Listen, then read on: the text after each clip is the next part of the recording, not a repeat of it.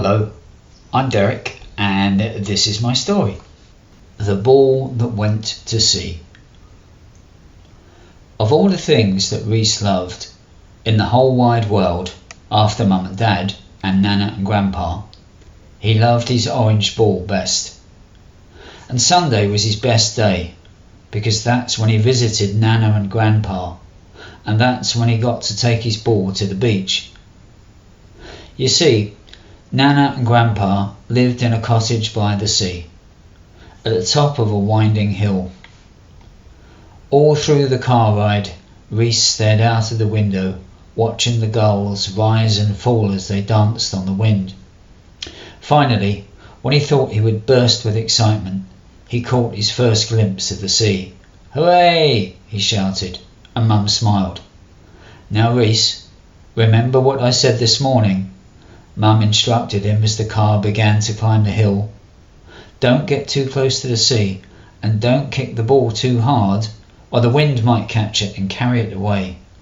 "Okay, Mum," Reese agreed, and he held his beach ball tightly on his lap.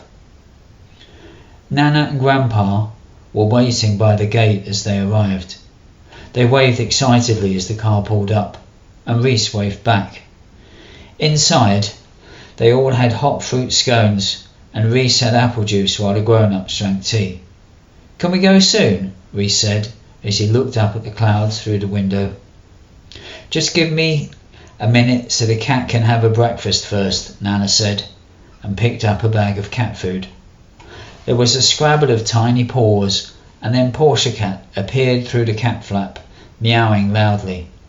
Reese laughed, and Grandpa looked over his magazine to see what the fuss was about.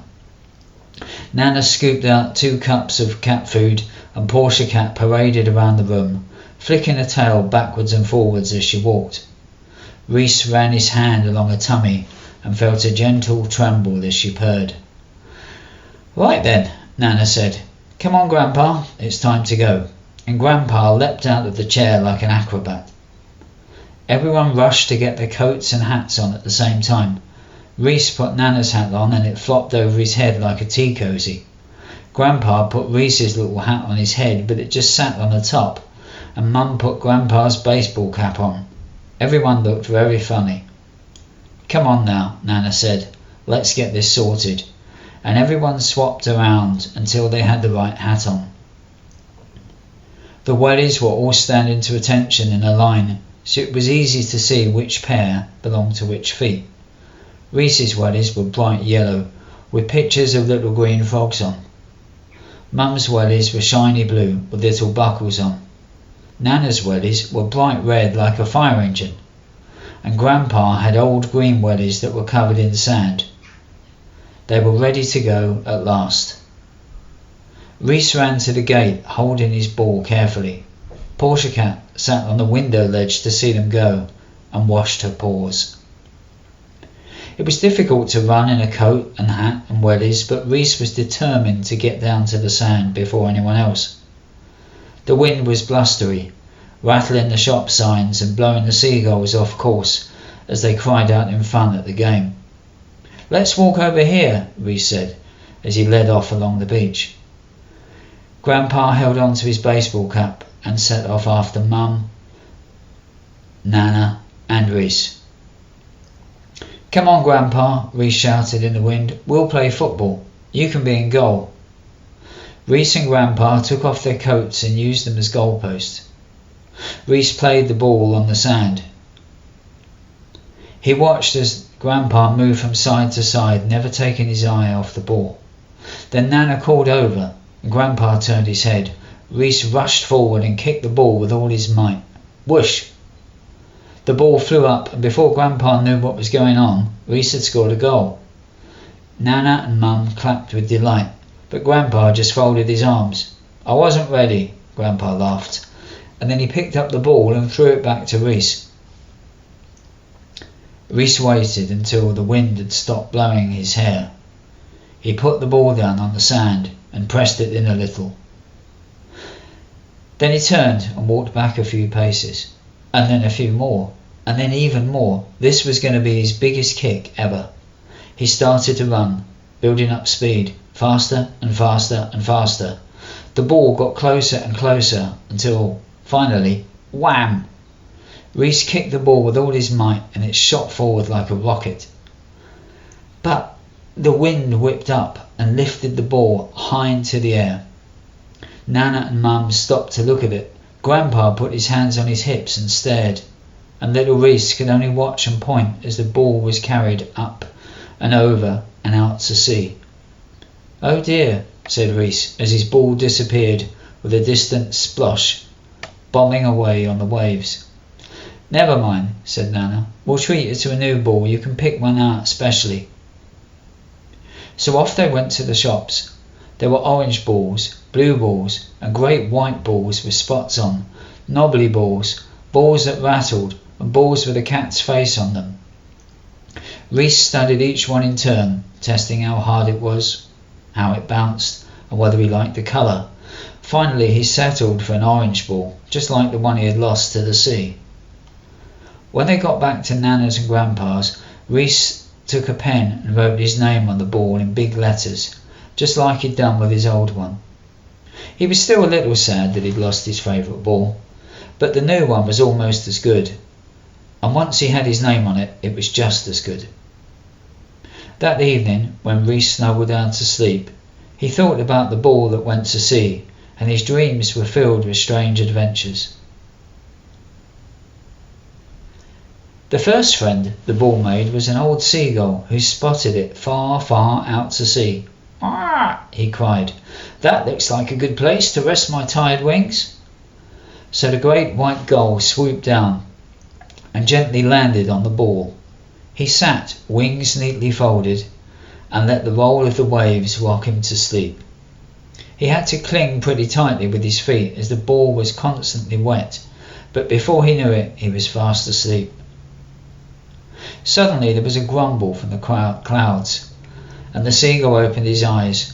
Then a great shaft of lightning lit up the sky, and the wind whistled like an ancient sea song. The gull took flight just as the rain began to fall. "Thank you, ball," he called back. "That was just the rest I needed. Now I must get back to the shore."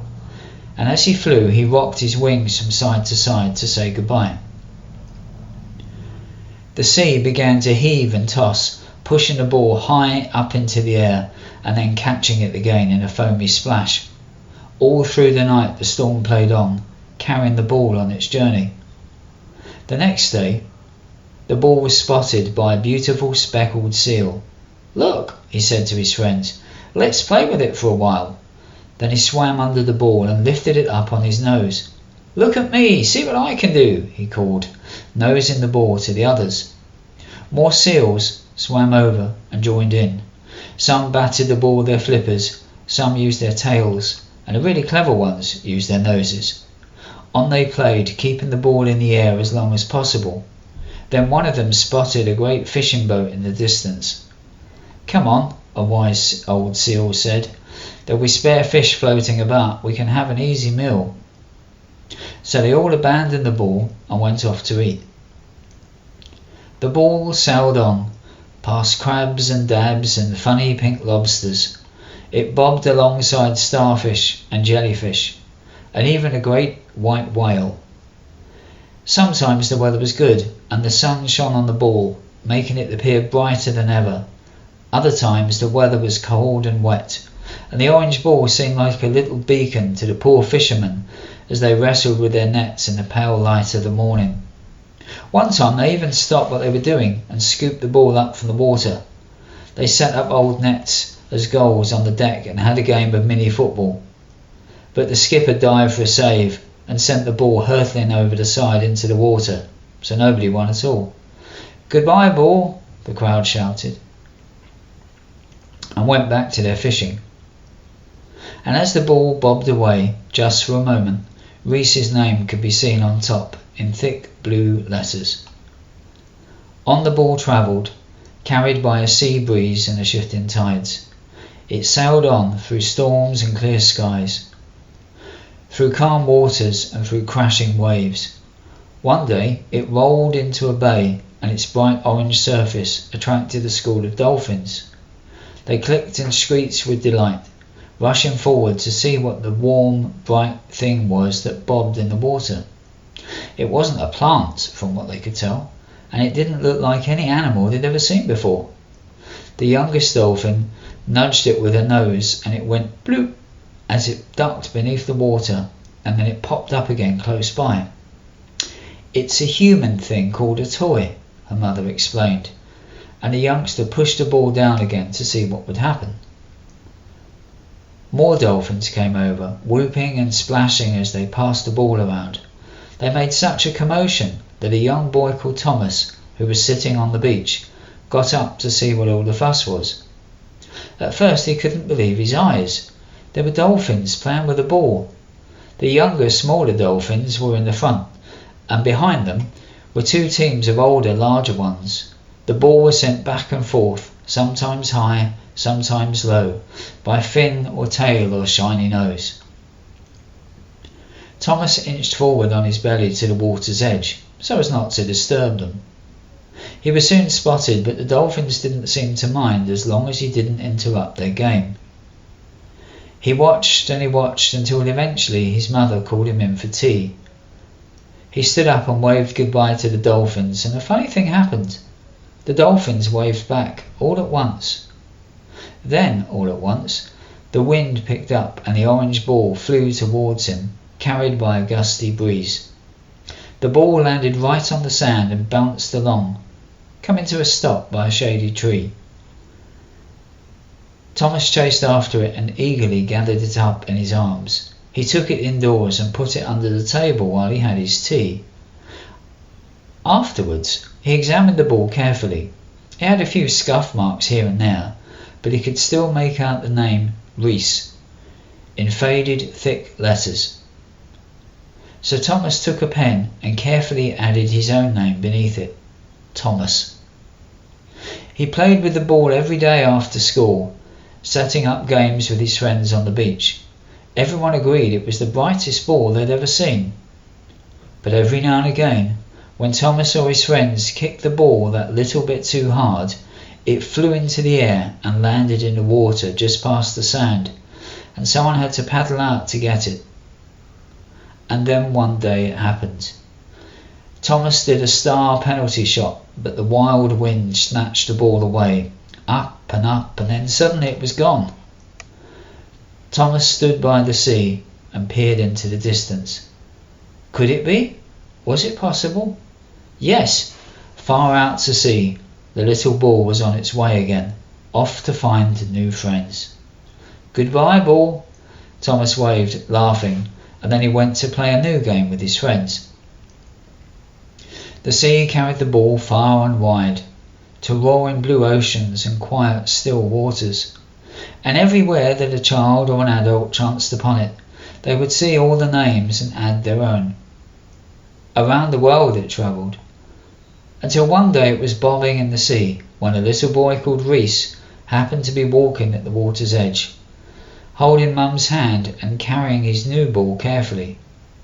"Look, Mum," Reese cried, "it's just like my old ball."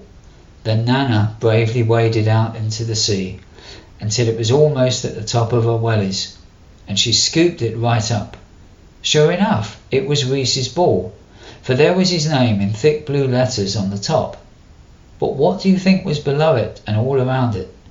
100 different names, some in different languages, all telling the tale of the ball that went to sea. "Well, what will you do with your new ball now?" Grandpa asked Reese. "I know," said Reese. Then he lifted his new ball up and kicked it high into the air. "Now it can go to sea as well." The end. Thanks for listening. I hope you enjoyed the story, and I hope you find some other lovely stories on this site as well. Bye for now.